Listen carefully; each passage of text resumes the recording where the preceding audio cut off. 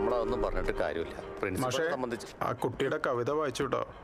നല്ല അസല് വരികളാ, നല്ല വൃത്തവും അലങ്കാരവും ഒക്കെയുള്ള ഒരു കവിത. നല്ല ഭാവിയുള്ള കുട്ടിയാ. അത് ശരിയാ അല്ലേ? മോളെ കവിത കണ്ടു കേട്ടോ, മനോഹരായിട്ടുണ്ട്. നിർത്തരുത്, ഇനിയും തുടർന്ന് എഴുതിക്കൊണ്ടേയിരിക്കണം. ഓക്കെ ശരി ടീച്ചർ.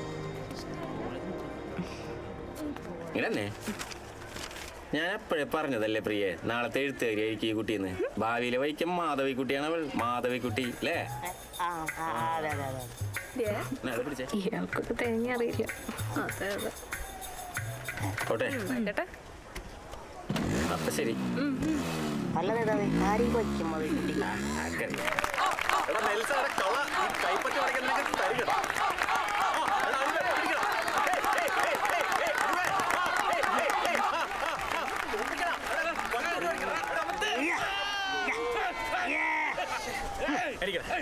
എന്റെ അടുത്ത് എന്നോട് പൊട്ടടാ. ഞാൻ ഈ ലോക്കൽ ക്ലാസ് വേസ്റ്റിലോടൊന്ന് മത്സരിക്കാറില്ല. പോടാ. വേറെ ഏതെങ്കിലും കോളേജ് കാണോടെ ഇതേപോലെ ഒരേ മരിച്ചോട്ടില്ല SFI മേശും എന്നെ സമ്മതിക്കണോ അല്ലേ? ഓ സമ്മതിച്ചു ചേട്ടാ. എന്താ രേഷ്മ, നേച്ചർ ക്ലബിന്റെ വല്ല പരിപാടി ഉണ്ടോ? അതൊന്നല്ല ചേട്ടാ, അവരാ ഊട്ടിയിലെ മരങ്ങൾ മുറിക്കാനുള്ള പ്ലാനാ. ചേട്ടൻ പെട്ടെന്നൊന്ന് അങ്ങോട്ട് വരണം. മോള് വെക്കൂ, ഞാൻ വരാം. ശരി ചേട്ടാ. ഇങ്ങനെ ഒരു തീരുമാനം എടുക്കുമ്പോൾ ഇവിടുത്തെ വിദ്യാർത്ഥി സംഘടനകളോടും അധ്യാപക സംഘടനകളോടും ചർച്ച ചെയ്യണ്ടേ? അങ്ങനെ ഒരു ഉത്തരവാദിത്വം മാനേജ്മെന്റിനില്ലേ? അങ്ങനെ ഒരു തീരുമാനമൊന്നുമില്ല ജീവ. നാച്ചുറൽ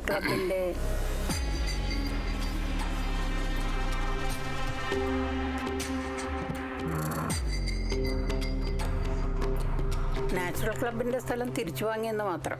എന്നിട്ട് അവിടെ ഞാൻ പറയാം. ഈ കോളേജിന് ചുറ്റും ഏകദേശം 5 ഏക്കർ സ്ഥലം കാട് പിടിച്ച് കിടപ്പുണ്ട്. അത് കോളേജിന്റെ വികസനത്തിനായി ഉപയോഗിക്കാൻ തീരുമാനിച്ചു. അല്ല, ആ സ്ഥലത്ത് എന്ത് വികസനമാണ് നടത്താൻ പോകുന്നത്? അതെന്ത് വേണമെന്ന് വഴിയെ തീരുമാനിക്കാം. ഇപ്പോഴത് വെട്ടിത്തെളിയിക്കുക എന്നുള്ളതാണ് പ്രാഥമിക പരിപാടി. 3 കുളം, 50ഓളം തേക്ക്, മറ്റു മരങ്ങൾ, എല്ലാം 100 വർഷത്തിലധികം പഴക്കമുള്ളത്. ഇതൊക്കെ നശിപ്പിക്കാൻ പോകുന്ന കാര്യമാണ് കുറ്റിക്കാട് വെട്ടിത്തെളിക്കാൻ പോകുന്ന മട്ടിൽ മുരളീധരൻ സാർ പറഞ്ഞത്. നിങ്ങൾക്ക് കള്ളും കഞ്ചാവ് അടിച്ചു കിടക്കാനുള്ള സ്ഥലം പോകുന്നതിന്റെ സങ്കടമാണ്. നിങ്ങൾ ആ സ്ഥലത്തിന് എന്തൊരു പേരിട്ടിട്ടുണ്ടല്ലോ, മൂന്നാറോ കൊടൈക്കനാലോ, എന്താ അത്? ഊട്ടി. അത് ഞങ്ങളിട്ട പേരല്ല, ഇവിടെ പഠിച്ചുപോയി ആരോ ഇട്ടതാണ്. പിന്നെ എല്ലാവരും അതങ്ങ് വിളിച്ചു. ഇനി വരാനുള്ളവരും അത് തന്നെ വിളിക്കും.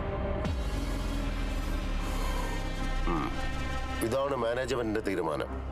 ഒരു അഡ്മിനിസ്ട്രേറ്റർ എന്ന നിലയിൽ ഞാനത് അറിയിച്ചു. തീരുമാനം എടുത്തു, അറിയിക്കുകയും ചെയ്തു. ഇനി ഈ കോളേജിന്റെ യൂണിയൻ ചെയർമാൻ എന്ന നിലയിൽ ഞാനൊരു തീരുമാനം ഇപ്പൊ എടുത്തു. അത് ലൂക്കോച്ചൻ പറയും. അതെ, ഇവിടെ ഒരു കോപ്പ് നടക്കില്ല.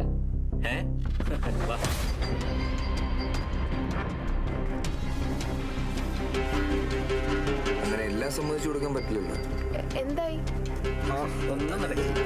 പൂന്തേട്ടാ, ഇതവര് മനഃപൂർവ്വം ചെയ്യുന്നതാ. ഇതിന്റെ അകത്തുനിന്നെങ്കിലും എന്നെ സാറെ വിളിക്കടാ. സാറേ, ഇതെല്ലാം റോഡ് സൈഡിൽ കിടക്കുന്ന സ്ഥലമാണ്. ഇതവര് വിറ്റ് കാശാക്കാനുള്ള പ്ലാനാണ് കേട്ടാ. അതെ, ട്രസ്റ്റിന്റെ കീഴിൽ നിന്നും ദേവസ്വത്തിന്റെ കീഴിലേക്ക് മാറ്റുന്നതിന് മുമ്പ് അവരിതെല്ലാം കെട്ടുമുടിക്കും. മരത്തിൽ കൈവച്ച് അവര് ജയിച്ച പിന്നെ എല്ലായിടത്തും ഒരു കൈവയ്ക്കും. അങ്ങനെയല്ലേ ചരിത്രം.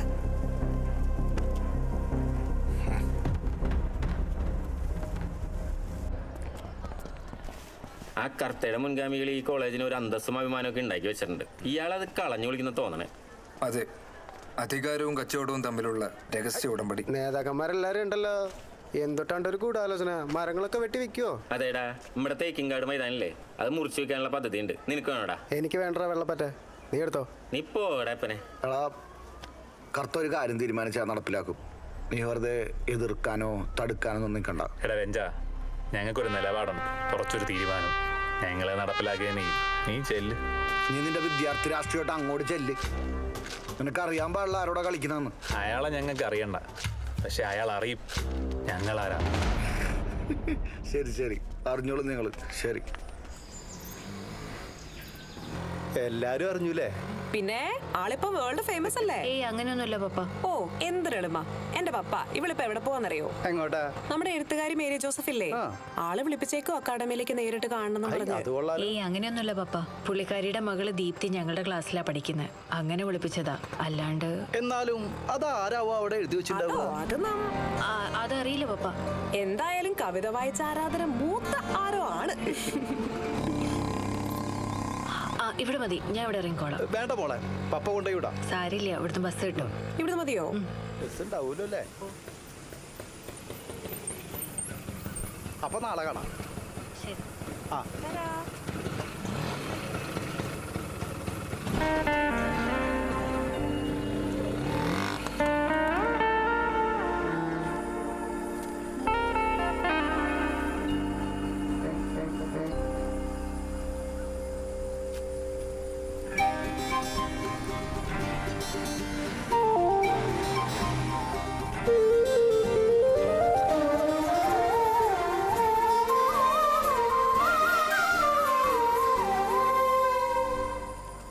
സഖാവ് എങ്ങോട്ടാ?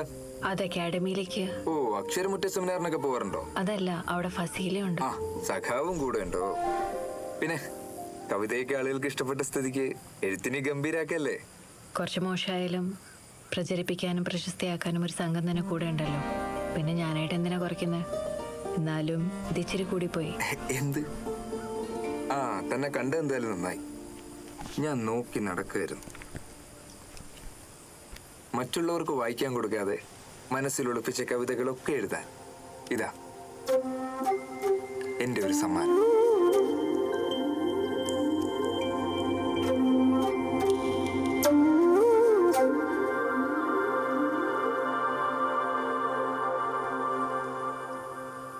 ഞാൻ എ സിയിലേക്കാ. സഖാവ് വരുന്നോ? Area committee office. താൻ വരണ്ടോ? അവിടേക്ക് വന്നിട്ട് എന്തിനാ? എ സിയിലേക്കല്ല, ഞാൻ പോകുന്നത് അക്കാദമി വിളിക്കാം. അല്ലെങ്കിൽ താൻ എ സിയിലേക്ക് വാ, ഒരു മെമ്പർഷിപ്പ് അങ്ങ് തരാം. അറിയപ്പെടുന്ന കവിയത്രിയല്ലേ? അയ്യോ അത് വേണ്ട, എനിക്ക് ചുവന്ന നിറം കാണുമ്പോഴേ ടെൻഷനാ. അതെന്താ? കണ്ടിട്ടില്ലേ ഈ അപകടത്തിനൊക്കെ ചുവന്ന സിഗ്നൽ വെക്കുന്നത്?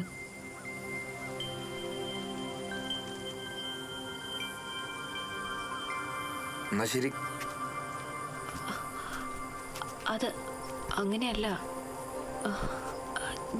എടോ, ഈ ലോകത്ത് കറുപ്പും വെളുപ്പും മാത്രം നിറങ്ങളായിരുന്ന കാലത്ത് ആദ്യമായി മനുഷ്യൻ ഉണ്ടാക്കിയ നിറമാണ് ചുവപ്പ്. അതുപോലെ കറുപ്പും വെളുപ്പുമായി നിലനിൽക്കുന്ന ഈ ലോകത്ത് വ്യത്യസ്തമായി ചിന്തിക്കുന്നവന്റെ നിറമാണ് ചുവപ്പ്. മറ്റുള്ളവർക്ക് അത് അപകടമായി തോന്നും. അയ്യോ, ഞാൻ അങ്ങനെ ഒന്നും ഉദ്ദേശിച്ചല്ല. കുഴപ്പമില്ലടോ. അല്ല, ഞാൻ കുഴപ്പമില്ലടോ. എന്നാ ഞാൻ പോട്ടെ. അപ്പൊ എന്നോട് കൂടെ പോരുന്നോ ചോദിച്ചതോ?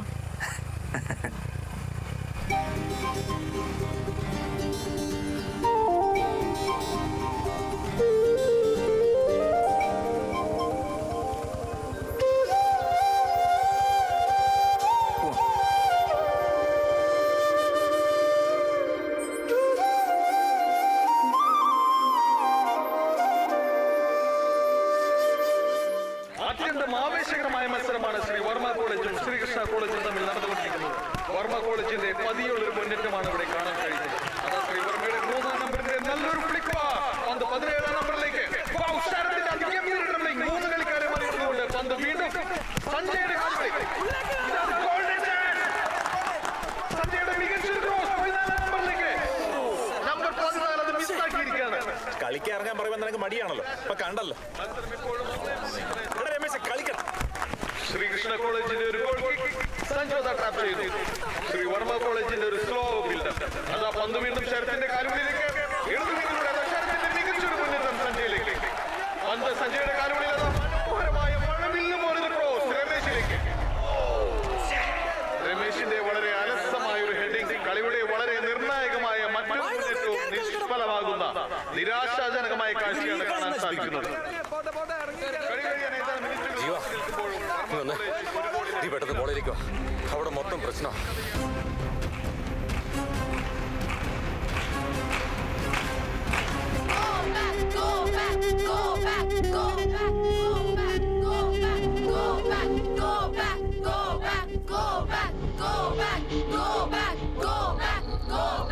Go back.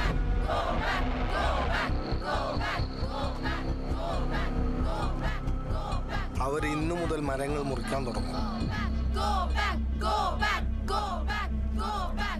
അവരുടെ പ്രവർത്തനങ്ങൾ എതിർത്താൽ എക്സാം വരെ സസ്പെൻഷൻ എന്നാണ് പ്രിൻസിപ്പാളിന്റെ നോട്ടീസ്.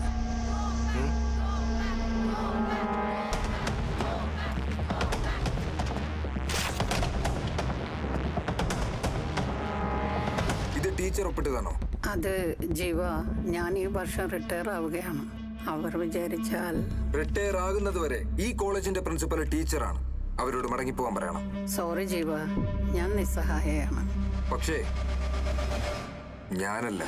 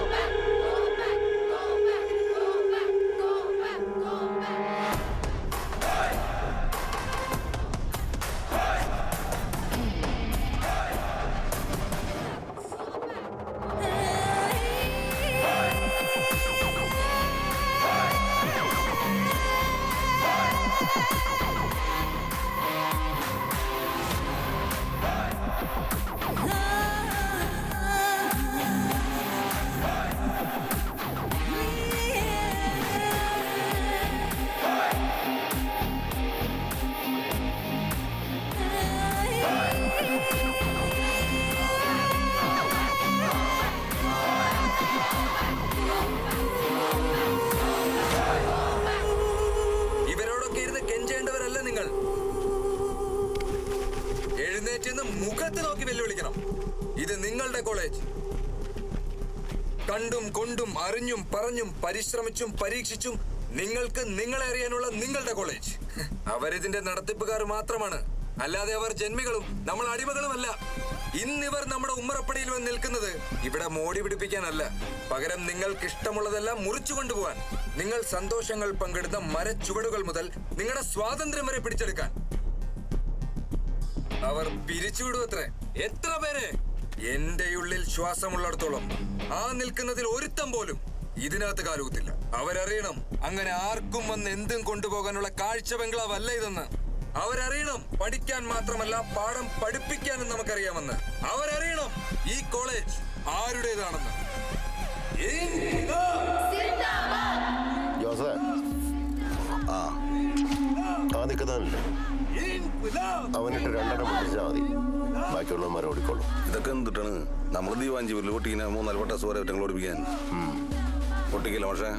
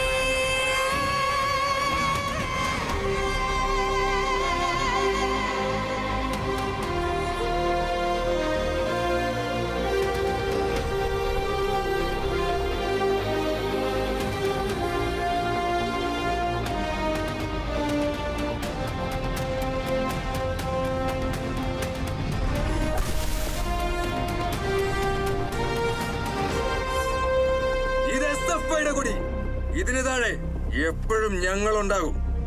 ഈ കൊടികളൊക്കെ ഇവിടെ ഉള്ളിടത്തോളം കാലം ഈ മരങ്ങളും ഇവിടെ ഉണ്ടാകും, ഈ കോളേജും ഇവിടെ തന്നെ ഉണ്ടാവും.